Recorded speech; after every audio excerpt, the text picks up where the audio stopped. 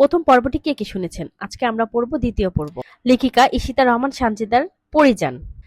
বিশাল ছই বাঁধানো নৌকাটি থামলো গায়ের জমিদার আফতাব উদ্দিনের বাড়ির সামনে। গায়ের সব বাড়িঘর বন্যায় তলিয়ে গেল, জমিদার বাড়ির উঠোনও ছুঁতে পারেনি এই পানি। কিন্তু যদি টানা আরো কয়েকদিন বৃষ্টি হয় তবে অনায়াসে এই বাড়ির উঠোনে পানি প্রবেশ করবে, তা নিশ্চিত বলা যায়। উঁচু জায়গায় বাড়িটি হয় দারুণ, বন্যার পানি স্পর্শ করেনি এই বাড়িটিকে। মুঘল আমলের বাড়ি, যদিও সময়ের ব্যবধানে জমিদার প্রথা বন্ধ হয়ে গেছে। আফতাব উদ্দিনের বাবা এককালীন জমিদার ছিলেন, সেই থেকে এই জমিদার বাড়ির নাম পরিচিত। আফতাব উদ্দিনও সকলের কাছে জমিদার হিসেবে মান্য করে। বলতে গেলে পিতার জমিদারি কিঞ্চিত হলেও ধরে রেখেছে। সামনের উঠোন পেরিয়ে সদর দরজা পেরোলে ডানে বামে দুটি বড় বড় পাকা ঘর, তারপর আরো একটি দরজা পেরোলে বড় দোতলা দালানটি স্পষ্ট হয়ে ওঠে। বাড়ির দেয়ালগুলো কেমন নিস্তেজ, রং উঠে গেছে, কেমন সবুজ ভাব বর্ণ ধারণ করেছে। আফতাব চাইলে এই বাড়িটি নতুন করে রং করাতে পারে, কিন্তু তিনি তা করেন না, কারণ পূর্বপুরুষের চিহ্ন এই বাড়িটি, তাদের ছোঁয়া আছে এই বাড়িটির প্রতিটি আনাচে কানাচে, অভিজাত্যের ছোঁয়া, তাই এই বাড়িতে তিনি দিতে চান না। বৃষ্টি বাদলে দেয়াল ভিজে কালচে হয়ে যাচ্ছে, তবুও বাড়ির দিকে ফিরেও তাকান না তিনি। এতে লোক যা বলার বলুক, তাতে কান দেন না। নৌকা থেকে বের হয়ে আসলো 6 জন যুবক যুবতী, তাদের ব্যাগগুলো মাঝিরা বের করছে। ছেলে 3 জন নৌকা থেকে নেমে এলো, মেয়ে 3 জন আসতে পারলো না, কারণ সামনে কাদায় ভরা। এখানে নামলে নির্ঘাত আছাড় খাবে তারা, তাই সম্পান কাঠের তক্তাটা নৌকা থেকে মাটি বরাবর রাখলো।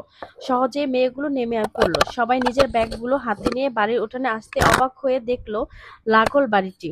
সত্যি বাড়িটা অনেক পুরনো। সদর দরজার সম্মুখে আসতেই 2 জন জোয়ান লোক লাঠি হাতে সামনে দাঁড়ালো। গম গম কণ্ঠে জিজ্ঞেস করলো, কারা আপনারা, কি চান? নাইম লোকটিকে জবাব দিল, আমরা শহর থেকে এসেছি, এই গ্রামে জমিদার এনেছে আমাদের। বন্যায় অনেক মানুষ নাকি অসুস্থ হয়ে পড়েছে, তাই।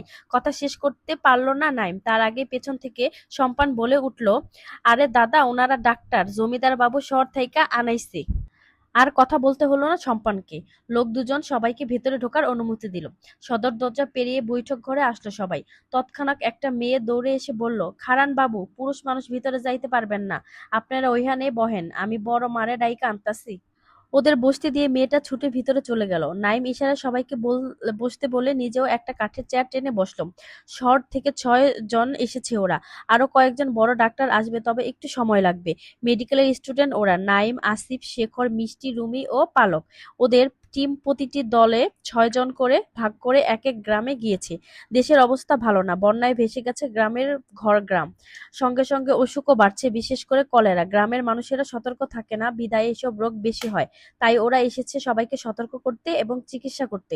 অবশ্যই সব ধরনের ট্রেনিং নিয়ে এসেছে, তবুও বড় ডাক্তার সামনের সপ্তাহে এসে দেখে যাবে। বড়সড় ঘোমটা টেনে বৈঠক ঘরে এলেন মালা, সঙ্গে এলো একটু আগে আসা মেয়েটিও। মালা নিচু স্বরে বললেন, কুসুম, হ্যাগরে নাস্তা পানি দে। সঙ্গে সঙ্গে কুসুম সবাইকে শরবত আর পিঠা দিল। শরবত খেয়ে সবাই ক্লান্ত হলো। আপাতত আর কিছু খাবে না ওরা। মালা কুসুমকে দিয়ে ছেলেদের বৈঠক ঘরে পাশে ঘরে থাকার ব্যবস্থা করে দিল, আর মেয়েদের নিয়ে ঢুকলেন মহিলা অন্দরে। মালা ওদের নিয়ে পরীর ঘরেই বসালো, তারপর আবার রান্নাঘরে চলে গেল কাজে। পরী এখনো আসেনি দেখে চিন্তিত মালা। ঘরে 3 জন নতুন পুরুষ এসেছে, না জানি মেয়েটা কোন অবস্থাতে ঘরে এসে ঢোকে, তাই তিনি আগের ভাগে কুসুমকে পাঠিয়ে দিল নৌকা ঘাটে। কুসুম পানিতে পা ডুবিয়ে বসে রইল পরীর অপেক্ষায়। কিছুক্ষণ পরে 2টা নৌকা ভিড়ল পাড়ে। জুম্মান হাতে এক মুঠো শাপলা নিয়ে লাফ দিয়ে নেমে পড়ল। লতিফ আর দেলোয়ার বাকি শাপলা নিয়ে ভেতরে ঢুকে গেল। সবশেষে বের হলো পরী, ওর হাতে একগুচ্ছ শাপলা। শাপলা দিয়ে একটা মালা বানিয়ে গলায় জড়িয়েছে সে। কুসুম দৌড়ে গিয়ে পরীর সামনে দাঁড়িয়ে বলল, পরী আপা, তাড়াতাড়ি চলেন, বড় মা কইছে আপনার ঘরে যাইতে, আর বাহির হওয়া যাইব না। ঘরে 3 জন নতুন পুরুষ আইছে, আহেন আমার লগে। পরী নিজের ঘাগরা উঁচু করে ঝাড়ছিল। কুসুমের কথা হাত আপনা আপনি থেমে গেল তার। বুঝতে বাকি রইল না যে এরাই সেই মেহমান যাদের কথা সকালে আম্মা বলেছিল। পরী বলল, কেন এদেরকে আম্মা ঘরে ঢুকাইতে দিল কেন? কুসুম গলা ঝেড়ে বলল, কেন দিব না, শহরের ডাক্তার তারা, রুগী দেখতে আইছে, থাকতে তো দিবই। কুসুম আর কথা বলতে পারল না, তার আগেই ধপঝপ করে বৃষ্টি নেমেছে। বৃষ্টির বড় বড় ফোঁটা ভিজিয়ে দিচ্ছে ওদের। জুম্মান আগেই ঘরে ঢুকে পড়েছে।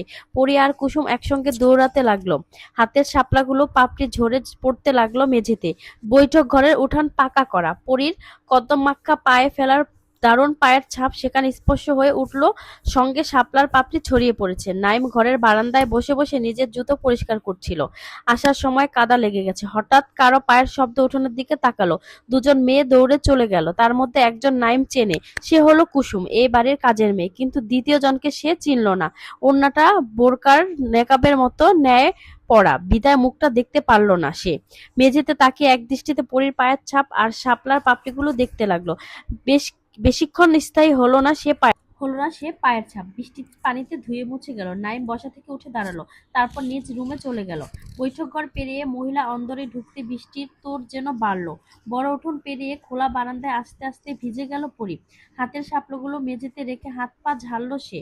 কুসুম ততক্ষণে রান্নাঘরে চলে গেছে। বাড়ির মেহমান এসেছে, রান্না বান্না করতে হবে। ভেজা কাপড় ছাড়বে বলে পরি আবার দৌড় দিল। ধূপধাপ শব্দ হলো পরির পায়ের, কিন্তু পরক্ষণেই থেমে গেল নিজের ঘরের অচেনা গন্ধ পেয়ে। রুমি বিছানায় গা এলিয়ে দিয়ে ঘুমিয়ে পড়েছে। পালক আর মিষ্টি ব্যাগ খুলে কিছু খোঁজায় ব্যস্ত। কারো আগমনের আভাসে দুজনে ঘাড় ঘুরিয়ে তাকালো। পরীকে দেখে চিনল না ওরা। পরী নিজ কক্ষে প্রবেশ করতে করতে বলল, কারা আপনারা, আমার ঘরে কি করেন? ওরা দুজনেই থতমত হয়ে গেল। কার ঘরে মালা ওদের রেখে গিয়েছে তা ওরা জানে না। যেখানে ওদের থাকতে দেওয়া হয়েছে ওরা সেখানেই আছে। পরি আরেকটু কাছে এসে দাঁড়িয়ে আবার একই প্রশ্ন করতে মিষ্টি জবাব দিল, আমরা শহর থেকে এসেছি। এই গ্রামের জমিদারের গিন্নি মানে মালা বেগম আমাদের এই ঘরে থাকতে দিয়েছে। সঙ্গে সঙ্গে পরীর রাগ আসমান ছুঁয়ে গেল। যেখানে নিজের জিনিসপত্র কারো হস্তক্ষেপ সে পছন্দ করে না, সেখানে একই ঘরে এই মেয়েদের নিয়ে সে থাকবে কিভাবে? সঙ্গে সঙ্গে পরী গলা ফাটিয়ে মালাকে ডাকতে শুরু করে দিল, আম্মা আম্মা আম্মা যান, একটু এইদিকে আহেন। কিন্তু মালার পরিবর্তে ঘরে এসে হাজির হলো আবেরজান বেগম। লাঠিতে ভর দিয়ে এসে তিনি বললেন, মাইয়া মানুষ এত গলা বাজাস কেন? তোরে না কইছি না, এত চিল্লাস কেন বারবার? পরি দ্রুত পদে দাদির নিকটে গিয়ে দাঁড়িয়ে বলল, আমারে না জানাইয়া আমার ঘরে অন্য মানুষ ঢুকতে দিলা কেন? আবেরজান পান চিবুতে চিবুতে বলল, অহনি তো আইলো ওরা, একটু জিরাইতে দে, তোর মায়ের মেলা কাম এখন, পরে অন্য ঘরে দিয়ে আইব। তুই ভিজা গেছস, কাপড় বদলা। লাঠিতে ভর দিয়ে চলে গেলেন আবেরজান। মিষ্টি আর পালক লজ্জায় মাথা নুইয়ে ফেলেছে। প্রথম দিনে এত বড় অপমান মেনে নিতে পারল না কেউ। মেয়েটা কিভাবে সামনাসামনি কথাগুলো বলে ফেললো। রুমে এতক্ষণে ঘুমাচ্ছিল। পরি চিল্লানোর ফলে ধরপে উঠে সে। পরবর্তী কথাগুলো ওর কানে যেতে লজ্জাবোধে মাথা নিচু করে ফেলে। এখন ওদের মনে হচ্ছে এই গ্রামে আসাটাই ভুল হয়েছে। পরীর কথা না বলে সামনে পা বাড়ালো। কাঠের সঙ্গে লাগানো আয়নার সামনে গিয়ে দাঁড়ালো। তার সামনে কয়েকটা কৌটা আর কতগুলো রং বেরঙের ফিতা। এতক্ষণ ধরে মুখে ওড়না বাঁধা থাকলেও এখন সেটা একটানে খুলে ফেললো। তারপর চুল থেকে ফিতের বাঁধন খুলে ফেললো। মিষ্টি আর পালক চোখ তুলে পর্যন্ত তাকাতে পারল না, কিন্তু রুমির ধাক্কায় সেদিকে দুজনে তাকালো। রাগ জড়ানো কণ্ঠে পালক বলল, কি হয়েছে, ধাক্কা দিচ্ছিস কেন? রুমি হা করে সামনের দিকে চেয়ে বলে উঠল, হ্যাঁ রে, এটা কি মেয়ে নাকি মোমের পুতুল, একটু কি ছুঁয়ে দেখবো? রুমির কথার মানে ওরা দুজনে বুঝতে পারলো না। রুমির দৃষ্টি অনুসরণ করে সামনে তাকাতে ওদের দৃষ্টি স্থির হলো আয়নার সামনে। আয়নার প্রতিবিম্বে যেই একটা পরীর আগমন ঘটেছে, পুরো পুতুলের মতোই লাগছে সামনে দাঁড়িয়ে থাকা মেয়েটিকে। গায়ের রংটা উজ্জ্বল ফর্সা, আর তার উপর পানির ফোঁটাগুলো চিকচিক করছে। এই প্রথম মেয়ে হয়ে কোনো মেয়ের উপরে চোখ আটকে গেছে ওদের। ঘোর থেকে কিছুতেই বের হতে পারছে না ওরা। চুল দেখে বেগুনি রঙের ফিতা দুটি খুলে রেখে ওড়নার হাতে পেছনে ঘুরতেই তিনজন যুবতী হাঁ করে তাকিয়ে থাকতে দেখে পরীর কপাল কুঁচকালো। তবে কিছু বলল না। কাঠের তৈরি আলমারি থেকে নিজের কাপড় বের করে ঘর থেকে বের হয়ে গেল। পালকের ডাকে থমকে দাঁড়ালো পরী। পালক জিজ্ঞেস করে বসে, নাম কি তোমার? পরী পিছনে না ফিরে উত্তর দিল, পরী। অতঃপর ঘর থেকে বের হয়ে গেল সে। এবার ওদের কাছে সব পানির মতো পরিষ্কার হয়ে গেল। এই মেয়ের কথায় বিন্দু আর সম্পান বলাবলি করছিল। বিন্দুকে সঙ্গে করে নিয়ে শাপলা বিলে আসে, কিন্তু তার আগে লতিফ আর দেলোয়ার ওদের পথ রোধ করে দাঁড়ায়। কিছুতেই ওদের দিকে যেতে দিচ্ছিল না ওরা। সম্পানকে অনেক অনুরোধ করে লতিফের মন গলল না, কারণ জমিদার কন্যার পরীর কড়া হুকুম, সে থাকাকালীন শাপলা বিলে কোনো বহিরাগমন পুরুষের আগমন ঘটতে পারবে না। শাপলা বিলে সাঁতার কাটার জন্য কথাটা পরী বলেছিল, কিন্তু তবুও তার সাঁতার কাটা হলো না। শেষে বিন্দু পরীর নৌকায় গিয়ে ফিসফিসিয়ে সলা পরামর্শ করে অনুমতি নিল। তারপর সম্পান নৌকা নিয়ে অনায়াসে শাপলা বিলে বৈঠা ফেললো। পালক ভেবেছিল জমিদারের কন্যা না জানি কেমন হবে, কিন্তু সামনাসামনি দেখলো এ তো একটা পুচকু মেয়ে, বয়সে 14 কি 15 হবে। এই মেয়ের রূপের যেমন তেজ, মেজাজেরও সেমন ঝাঁজ, সব মিলিয়ে আগুন বলা যায়। মিষ্টি বড় একটা দম ফেলে বলল, এটা মেয়ে নাকি বিছুটি পাতা? এভাবে কেউ কারোর সঙ্গে কথা বলে? শহর থেকে এসেছি, মেহমান তো ওদের, সেজন্য এভাবে কথা বলবে? তবে মিষ্টির কথা কেউ কানে তুলল না। রুমির চোখ কচলে বলল, এত সুন্দর মেয়ে আমি এই প্রথম দেখলাম। হবেই তো, দেখলি না পরীর মা কত সুন্দর। যৌবনকালে ওই মহিলারও ওনার মেয়ের মতোই রূপ ছিল, মায়ের মতোই হয়েছে মেয়েটা। পালকের কথায় রুমি খাট থেকে নেমে এসে ওকে জড়িয়ে ধরে বলল, ছেলে হলে এই মেয়েটাকে এখনই বিয়ে করে ফেলতাম। হাসলো পালক। তোর মতো সাধারণ মেডিকেল স্টুডেন্টের কাছে জমিদার তার মেয়ের বিয়ে দিত বুঝি? জমিদার রাজকুমার আর রাজা হওয়ার একটা সুবিধা আছে জানিস, রাজ্যের সবচেয়ে সুন্দরী রমণী তাদের জন্য বরাদ্দ থাকে। পালক আর রুমির দুষ্টুমি পছন্দ হলো না মিষ্টির। মেয়েটার নাম মিষ্টি, কিন্তু কথা ঝাঁজ মেশানো থাকে সবসময়। মূল কথা হলো পরীর সৌন্দর্য ওর পছন্দ হয়নি। গায়ের সৌন্দর্য ঠিক আছে, তবে মনটা একটু সুন্দর না। পরীর অপমান এখনো গায়ে লেগে আছে ওর। দুপুরের খাওয়ার ডাক পড়তেই সবাই একসঙ্গে খেয়ে নিল, কিন্তু খাওয়ার সময় ওরা পরীকে দেখতে পেল না। ছেলেদের আগে খেতে দেওয়া হলো এবং মেয়েদের পরে। খাওয়া শেষ করে কিছুক্ষণ বিশ্রাম নিয়ে বের হবে ওরা। ঘাটে ওদের জন্য নৌকা বাঁধা আছে। ব্যাগপত্র নিয়ে দ্রুত নৌকায় চেপে বসে সবাই। এখন ওরা গ্রামের আশ্রয় কেন্দ্রে যাবে। সেখানে শতাধিক মানুষ আছে, অর্ধেকের বেশি অসুস্থ। সেখান থেকে ওরা জমিদারের বাগান বাড়ি যাবে, সেটিও বর্তমান আশ্রয় কেন্দ্র পরিণত করেছেন আফতাব উদ্দিন। নৌকায় বসে পালক আর রুমি ফিসফিস করে কথা বলছে আর হাসছে। ওদের কাণ্ড দেখে নাইম জিজ্ঞেস করলো, কি রে, তোরা নিজেদের মধ্যে কি বলছিস? আমাদেরকেও বল শুনি। শেখরও তালে তাল মিলিয়ে বলল, বোধহয় বিয়ের পর হানিমুনের বাচ্চা কাচ্চার প্ল্যান করছে। বলতে বলতে হাসলো শেখর। পালক শেখরের বাহুতে ধাক্কা দিয়ে বলল, জি না মশাই, আমরা জমিদারের মেয়ে পরীর কথা বলছি। জানিস মেয়েটি দেখতে খুব সুন্দর, একদম পুতুলের মতো। নাম পরী আর দেখতেও পরীর থেকে কম নয়। আমি কখনো রাজকন্যা দেখিনি, কিন্তু রাজকন্যা বোধহয় এই পরীর মতোই দেখতে। কৌতূহল হয়ে পালকের কথা শুনতে লাগলো শেখর, নাইম আর আসিফ। তবে পুরোপুরি হয়তো কথাটা বিশ্বাস হলো না ওদের। আসিফ ব্যঙ্গোত্তর সুরে বলল, ফাইজলামো করিস? গ্রামের এরকম নোংরা পরিবেশে এত সুন্দর মেয়ে? ধমকে উঠল রুমি। চুপ থাক। একটা মেয়ে কখনোই আরেকটা মেয়ের রূপের বর্ণনা দেয় না, দিতে চায় না, কিন্তু আমি না দিয়ে পারছি না। আসলে মেয়েটা খুব সুন্দর। নাইম ওদের সবার দিকে তাকিয়ে বলল, তাহলে তো দেখতেই হচ্ছে মেয়েটা কেমন। দেখি কেমন সুন্দর। তা দেখবি কিভাবে? অন্দরমহলে তো পুরুষ মানুষ ঢুকতে দেওয়া হয় না। রুমির দিকে তাকিয়ে কপাল কুঁচকালো নাইম। সত্যিই তো? তাহলে কি পরীকে দেখা হবে না? যদি পরী বাইরে আসে তাহলে দেখবো। পালক ভেংচি কাটলো। নাইমের দিকে তাকিয়ে বলল, অত সোজা নয় বাবু, এই মেয়ে বাইরে বের হয় না, কখনো দেখিনি। আজকে শাপলা বিলে তো নৌকায় ওই পরীই ছিল। বাব্বা, কত জোর করে আমরা আসতে পারলাম। নাইমের মুখে চিন্তার রেশ দেখা গেল। পালক আর রুমি যেভাবে মেয়েটাকে বর্ণনা দিল, একবার না দেখা পর্যন্ত ক্ষান্ত হবে না। নাইম বরাবরই একঘেয়া ছেলে। কিছু একটা মনে হলে ওটা সে করেই ছাড়ে। বলতে গেলে ওদের ডিপার্টমেন্টের সবচেয়ে বুদ্ধিমান আর দুষ্ট প্রকৃতির ছেলে একমাত্র নাইম। শেখর দুষ্টু হাসি দিয়ে বলল, তাহলে আমরা রাতে চুরি করে অন্দরমহলে ঢুকবো, কি বলিস তোরা? আমি কিন্তু পরীকে না দেখে শহরে ফিরছি না। শেখরের কথা সবাই হাসলো, কিন্তু মিষ্টি বাদে।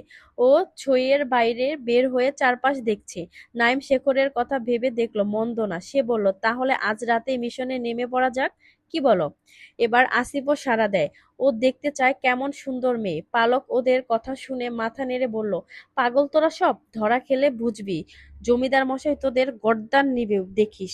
আহারে, আসছি 6 জন, যেতে হবে 3 জন। কথাটা আফসোসের সুরে বলল পালক। নাইম বলল, আমরা ধরা খেলে তোদের নাম বলবো? তোরাই তো লোভ দেখিয়েছিস। মেয়েটা এত সুন্দর, গর্দন গেলে সবার যাবে। গ্রামের প্রাথমিক বিদ্যালয়কে আশ্রয়কেন্দ্র বানানো হয়েছে। এখানে সবাই তাদের মালপত্র নিয়ে কোনো এক স্থানে ঘাপটি মেরে থাকছে। গত 5 দিন আফতাব উদ্দিন কিছু কিছু খাবার দিয়েছে সবাইকে। তাছাড়া কয়েকটি প্রতিষ্ঠান থেকেও সাহায্য করা হচ্ছে অসহায় মানুষদের। নৌকা থেকে আশ্রয় কেন্দ্রে নামতেই নাইম সবাই হা করে সবটা দেখতে লাগলো। এই গ্রামের সবকিছু অদ্ভুত ধরনের, এমনকি জমিদার বাড়িটাও অদ্ভুত ধরনের জিনিসপত্র ভরপুর বাড়িটিতে। তারা যতক্ষণে ও বাড়িতে ছিল ততক্ষণ ধরে শুধু দেখেই যাচ্ছিল। তবে মহিলা অন্দরের বেশিরভাগ ঘরই তালাবদ্ধ। কে জানে কি আছে ওই ঘরগুলোতে, আগেই বা কি ছিল। সবাই দেখেই বুঝতে পারলো যে ওরা শহরের ডাক্তার। গায়ে সাদা রঙের অ্যাপ্রন জড়ানো বিদায় চিনতে সুবিধা হয়েছে। খাটো মোটা করে একজন লোক এগিয়ে এলো ওদের দিকে। ঘুরে ফিরে সবাইকে এক পলক দেখে নিয়ে বলল, আহেন আপনারা, ওদিক থেকে শুরু করেন। নাইম সাড়া জানিয়ে লোকটার পিছু পিছু গেল। একপাশে কাঠের টেবিল ও চেয়ার পাতা রয়েছে। মিষ্টি চেয়ারে ধপাস করে বসে পড়ল। একটুতেই হাঁপিয়ে গেছে। চারপাশে চোখ বুলিয়ে নাক সিটকে সে বলে উঠল, এত নোংরা জায়গায় থাকতে হবে এখন?